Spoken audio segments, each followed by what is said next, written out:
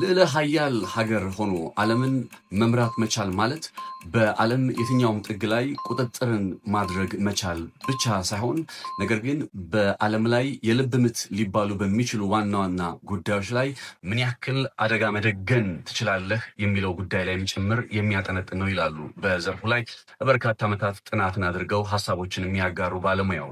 ዛሬ የሚነግራችሁን ጉዳይ ስለዚህ ነው። በስድስት ሳምንታትን ባስቆጠረው የኢራንና የአሜሪካ ጦርነት በእርግጥ ኢራን የምትባለው ሀገር በተለመደው አይነት መልኩ በሁሉም አካባቢዎች ላይ ተደራሽ ሆና ዓለምን የምትቆጣጠር ባትሆንም እንኳን ነገር ግን ከዛው ካለችበት የመሬት አቀማመጥ ላይ ሆና በዓለም የነዳጅ አቅርቦት ላይ መደገን የቻለችው አደጋ በእርግጥም ሀገሪቱ ከዚህ በኋላ እንደ አንድ ልዕለ ኃያል ሀገር መታየት እንዳለባት ከሚጠቁሙ ፍንጮች መካከል አንዱ ሊሆን እንደሚችልም በመገለጽ ላይ ይገኛል። የሆርሙዝ ሰርጥን በመዝጋት በኢራን ላይ ጫና አሳድረው ሀገሪቱን ወደ ድርድር መድረክ ለመመለስ ጥረት እያደረጉ የሚገኙ ዶናልድ ትራምፕ በእርግጥም በዚህ ሰዓት ላይ ድርድር ብቸኛው አማራጫቸው እየሆነ የመጣ ይመስላል። ምክንያቱም ኢራን በሆርሙዝ ሰርጥ ላይ የአሜሪካ ወታደራዊ ኃይል የባህር ኃይሉ የፈጸመባትን ከበባና መርከቦቿ ወደቦቿ እንዳይንቀሳቀሱ የማድረግ አካሄድ በሌላኛው ተደራሽ በሆነችበት በቀይ ባህር ላይ ጭምር በማምጣት የቀይ ባህር መስመር እንደምትዘጋ እየገለጸች ትገኛለች፣ በሀውቲ አማካኝነት ማለት ነው። ይሄ ጉዳይ ታዲያ በእርግጥም ሀገሪቱ የዓለምን የነዳጅ አቅርቦት ቀጥ አድርጋ ጫና ውስጥ ልታስገባ የምትችል መሆኑን በግልጽ የሚያሳይ አይነት ነገሮችን እያደረገች ነው እና የቴህራን ጉዳይ ከ6 ሳምንታት በፊት እንደነበረው ሳይሆን ከዚህ በኋላ እንደ አዲስ መታየት አለበት የሚሉ በርካቶችም ድምፃቸውን እያሰሙ ይገኛሉ። ዛሬ የምንመለከተው አሁናዊውን የዓለም የጂኦፖለቲካ ጉዳይ ግለቱን እያባባሰ የሚገኘውን ነባራዊ ሁኔታ ነው። በኢራን በአሜሪካና ብሎም በእስራኤል መካከል የተገባው ጦርነት ከዛ በዘለል በዓለም የኃይል አሰላለፍ ላይና በዓለም ተጽዕኖ ፈጣሪነት ላይ ምን አይነት ጉዳዮችን ይዞ መጥቷል የሚለውንም ነገር እንመለከታለን። ሰላም ጤና ይስጥልን ክብራትና ክብራን የሬድሲ ፖስት ቤተሰቦች፣ ነጻነት ላቀው ነኝ። በሬድሲ ፖስት ላይ በመሰል አይነት መረጃዎች በየዕለቱ እንገናኛለን። ቻናሉን ሰብስክራይብ በማድረግ ቤተሰብ እንድትሆኑ አክብሮታዊ ጥሬን አቀርብላችኋለሁ። ወደ ጉዳዩ ልሰዳችሁ። ዓለማችንን ይቆጣጠራሉ ከሚባሉ ኩባንያዎች መካከል ብላክ ሮክ የተባለ የሚጠራ ኩባንያ አንዱና ዋነኛው ነው። ይህ ኩባንያ በሀገር አሜሪካ መቀመጫውን ያደረገ ኩባንያ ሲሆን በዓለማችን ላይ በጥቅሉ ከ11 ትሪሊዮን ዶላር በላይ አሴትን ማኔጅ የሚያደርግ የሚያንቀሳቀስ የሚያስተዳድር ኩባንያ ነው።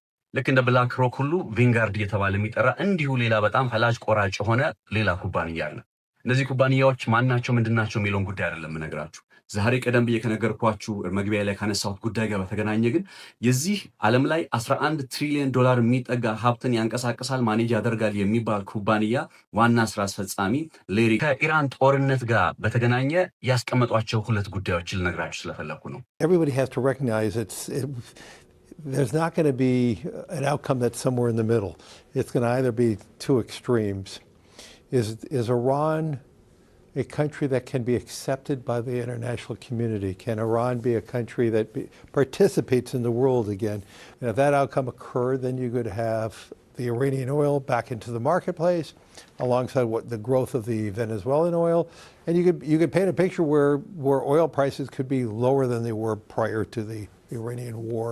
If there's a cessation of war, and yet Iran remains a threat to trade, a threat to the Straits of Hormuz, then I would argue that we could have years of above $100, closer to $150 oil. What happens to the global economy if that happens? How do we see it? We'll have global recession.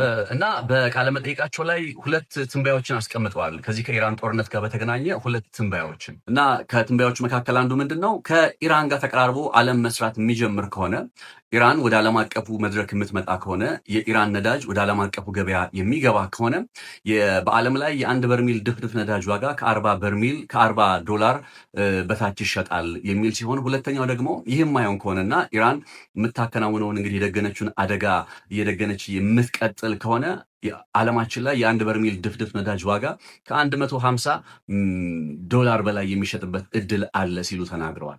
እንግዲህ በእሳቸው አስተያየት ላይ አጠቃላይ አውዱን ካያችሁት የቃለ መጠይቁን አውድ የዶናልድ ትራምፕ አስተዳደር አሁን ኢራን ውስጥ እያከናወነ ያለውን ጦርነት በተመለከተ ማለት ነው ሆርሙዝ ሰርጥን ተቆጣጥሮ መቀጠልና መጨረሻው የሆርሙዝ ሰርጥን በእነ አሜሪካ ቁጥጥር ውስጥ ማድረግ መሆን አለበት የሚል አይነት ሀሳብን የሚያነሱበት ነው።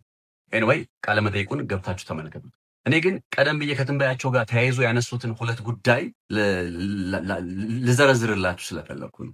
የመጀመሪያው ኢራን ወደ ዓለም አቀፍ ገበያ የምትገባ ከሆነ ኢራን ከዓለም ጋር መስራት የምትጀምር ከሆነ የዓለም ነዳጅ $40 በታች ይሸጣል ሲሉ ምን ማለታቸው ነው ወይም ምን ማለት ነው የሚለውን ነገር ካየን ይህ ማለት ኢራን በዚህ ሰዓት ላይ በዓለም የነዳጅ አቅርቦት ላይ የደገነችው አደጋ ምን ያክል ከባድ እንደሆነና ይህ ችግር ደግሞ እንደተባለው ከኢራን ጋር ተቀራርቦ በመስራት የማይፈታ ከሆነ የሚያመጣው መከራና ቀውስ አንድ በርሜል $150 በላይ የሚሸጥበት መሆኑ ብቻ ሳይሆን በእንደዚህ አይነት ነባራዊ ሁኔታ ሳምንታት ወይ ወራት ብቻ ሳይሆን ዓመታት ሊቀጥል የሚችልበት ጉዳይ እንዳለ ነው እንግዲህ እሳቸውን ነገር መረዳት የምንችለው።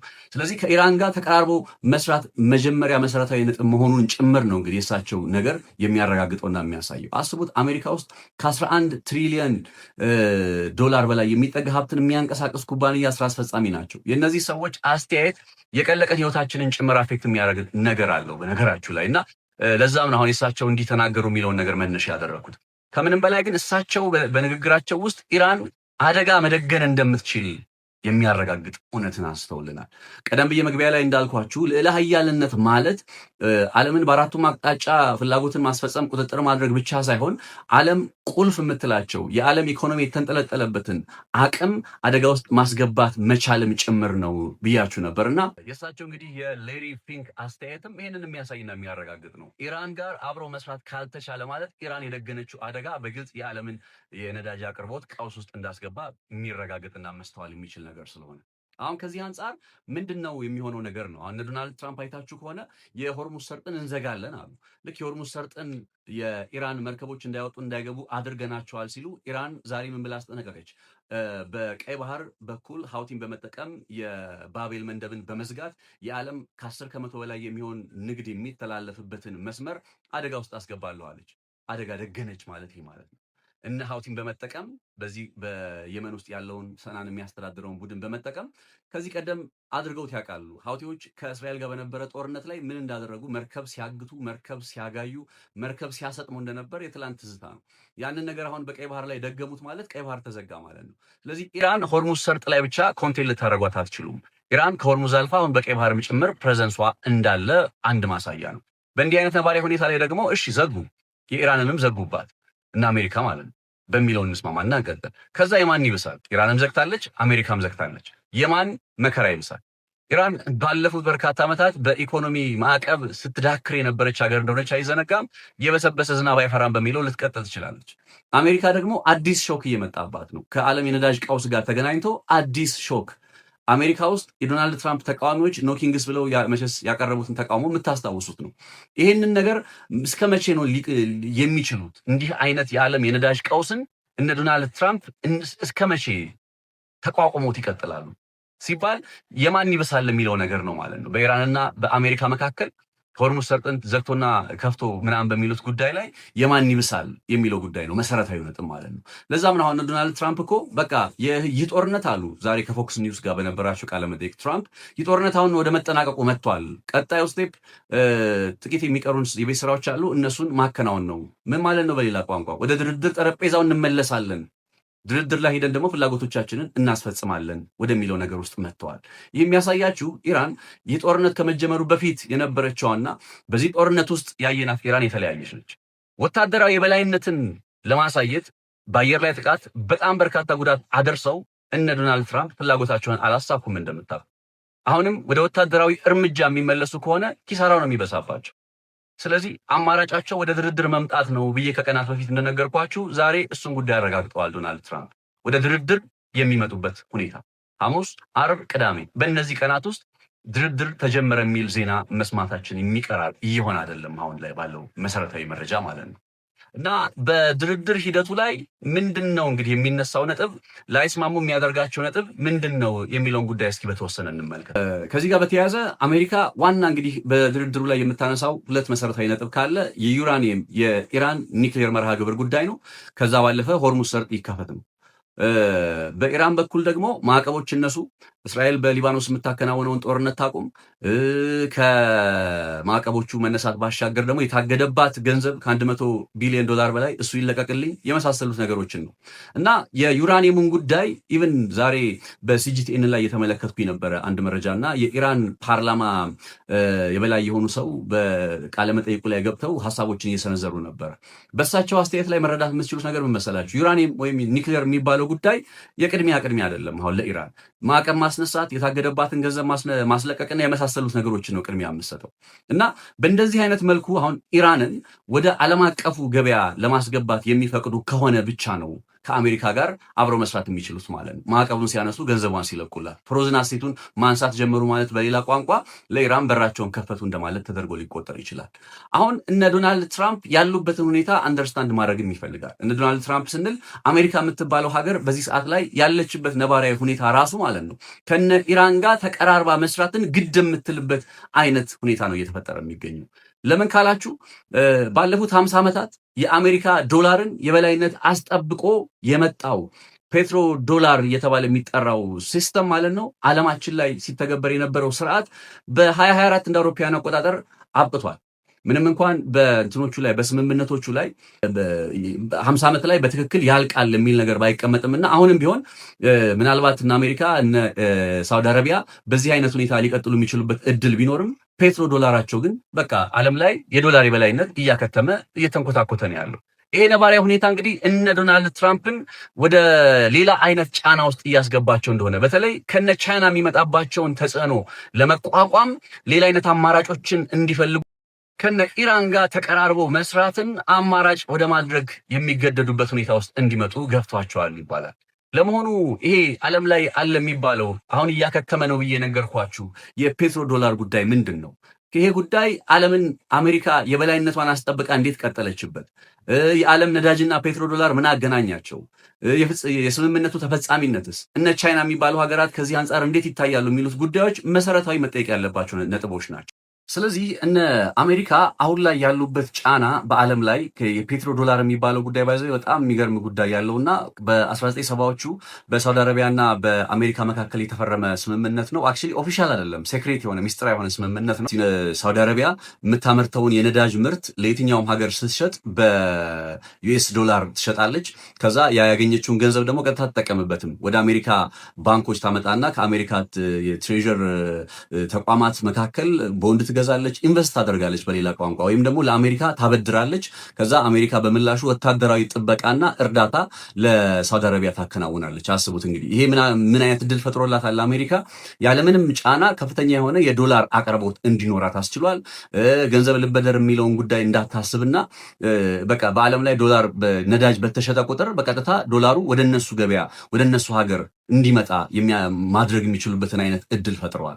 አሁን ይሄን እድላቸው ግን በ19 እንግዲህ ሰባዎቹ ከተፈረመበት ጊዜ አንስቶ አሁን 2024 ላይ የመጠናቀቂያ ጊዜው ነው ይባላል። ምንም እንኳን በሁለቱ ሀገራት መካከል ተጠናቋል ብለው በይፋ መግለጫ ባይሰጡም እና ባለፉት ዓመታት ደግሞ እንዳያችሁት እነ ሳውዲ የመሰሉ ሀገራት ከነ ቻይና ጋር ከነ ሩሲያ ጋር ተቀራርበው ለመስራትና በተለይ ቻይና የነዳጅ ግብይትን በዶላር ሳይሆን በራሷ ዩዋን የተባለ በሚጠራ አይነት ገንዘቧ ለማድረግ ጥረት እያከናወነች ነው። የብሪክስን ጉዳይ የምታውቁት ነው። ብሪክስ እንዴት ዲዶላራይዜሽን ብለው ዶላርን ለመተካት ጥረት የሚያደርጉበት አይነት እንቅስቃሴ እንዳለ ታውቃላችሁ። እነዚህ ነባራዊ ሁኔታዎች አሜሪካ ልክ ኢራንን ስትመለከት ኢራን የምትባለውን ሀገር ስትመለከት እንደ ቀዳዳ ነው የምታያት። በነገራችን ላይ ያ መግቢያ ላይ ነግሬያችሁ የነበረው ሌሪ ፊንክ የሚባለው የብላክ ሮክ ኩባንያ ሲኢኦ በተደጋጋሚ ያነሳው ሀሳብ አሁን ዓለም ላይ እየተዘረጋ ባለውና ምናልባት የነዳጁ ጉዳይ ቢያመልጣቸው ኢቭን የክሪፕቶ ከረንሲውን ጨምሮ ቶከናይዜሽን የሚሉት አዲስ ሀሳብም አለ። እሱን ጨምሮ ያዘጋጁ እያስተካከሉ ባለው አይነት ነባራዊ ሁኔታ ላይ ኢራን እንደ ቀዳዳ ሆናባቸዋለች። ከፍተኛ ከፍተኛ የሆነ የነዳጅ ሀብት አላት። ከዛ ቀዳዳ ሆና ደግሞ በራሷ ገንዘብ ወይም ደግሞ በቻይና ገንዘብ ከነሱ ጋር መገበያየት ጀመረች። ይህንን ነገር ለማስቆም ነው እንዳልኳችሁ መጀመሪያም ጦርነቱን ጥረት እያደረጉ የነበረው በጦርነቱ የበላይነት ማለት ነው።